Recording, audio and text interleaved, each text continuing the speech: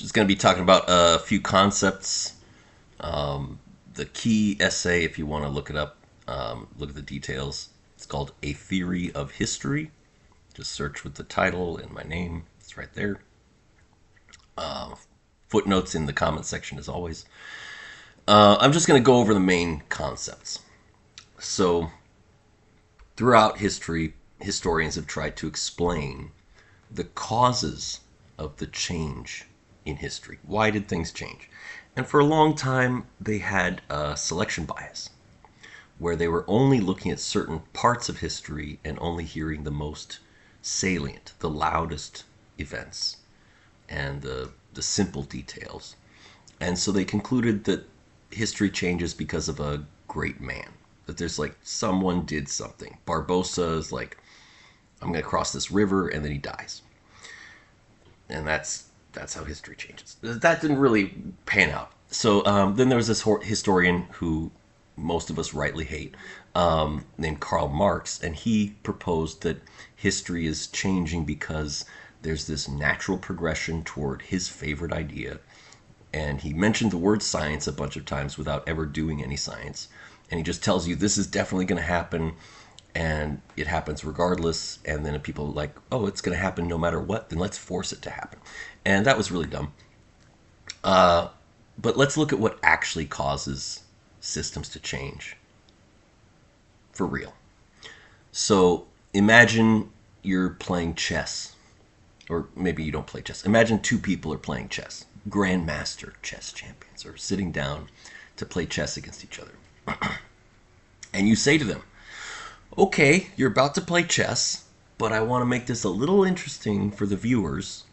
So we're just going to change one little rule about how the pawns work.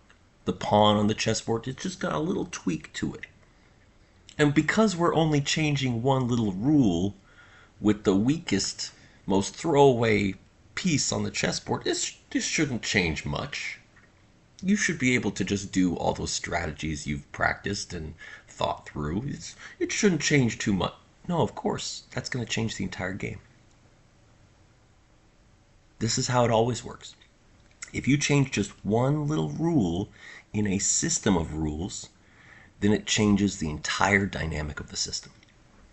Where chess is right now, the way people play chess is an equilibrium, where each person is pushing against the other person, and their pressures cancel out, and they end up staying in that strategic landscape, in that spot.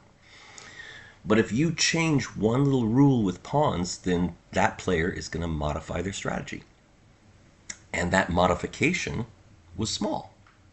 But that small modification means that the opponent has to modify their strategy to adapt.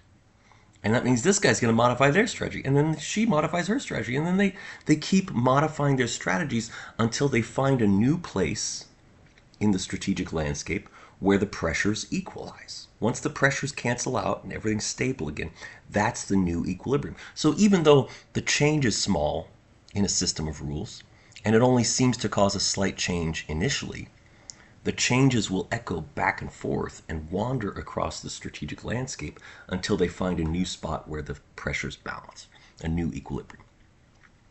And that's how it always is. Another great example is if you have a giant code base, you've like written the code for Facebook. I don't recommend that. And then you're like, oh, we're just going to go in and change one function call. You've broken the entire code base. We're just going to flip it. You would just change a few things. It's not a big change. No, it broke everything. Everything changed. The exact same thing happens with legislation.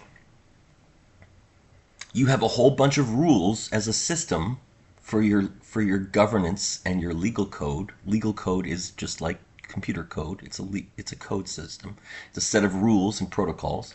And if you go in and just change one a little bit, it changes how each player responds, and they keep changing their response until they get to a new equilibrium. So you can't just change one little law or one little rule a little bit and think that that'll only lead to a small change. It doesn't. We know for a fact. And there's a very important place where that happens over and over and over again. And you never learn enough about the incentive structures and dynamics and equilibria to predict. You're just completely blind to it. And it's technology. Every time someone adds a new technology to the space of technologies, they've changed the dynamics. And that's going to change how all the different players are interacting. They're going to have to adapt, and that change that they do causes other players to change, which causes them to change. And they all start changing on top of each other until they find a new settling place, a place where everything balances out, a new equilibrium. And as a result of that, the people who invent technology are the ones driving history. We're the drivers, you're the passenger. And the people who like to pretend that they're important because they have money and they stand in a position of power, they're not. Because they have to make the strategic choice that depends upon which technologies are available. If someone comes up with a new technology that changes the dynamics of the system, then all the billionaires and politicians are required to change their behavior, or else they fall behind. They lose to some other billionaire. They lose to some other politician if they don't change their behavior. So it's the inventors of technology who drive the billionaires and politicians. We push them around just by creating a new technology. And that change is going to happen even if the technology isn't in everyone's pockets. It doesn't have to be mass produced.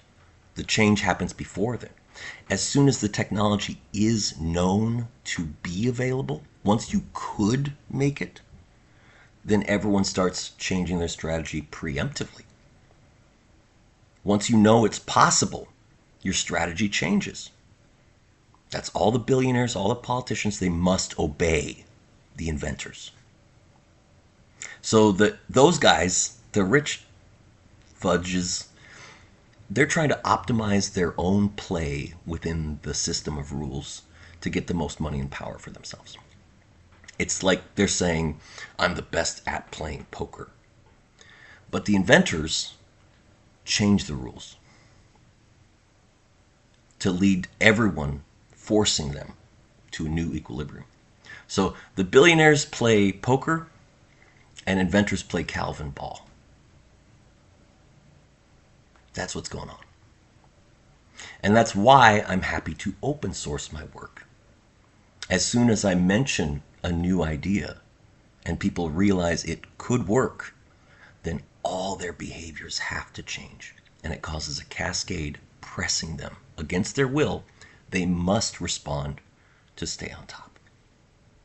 Just to be dominant at the poker player table, they have to obey the rules that Calvin ball makes. And they refuse to admit that that means that they're dependent. Think about that.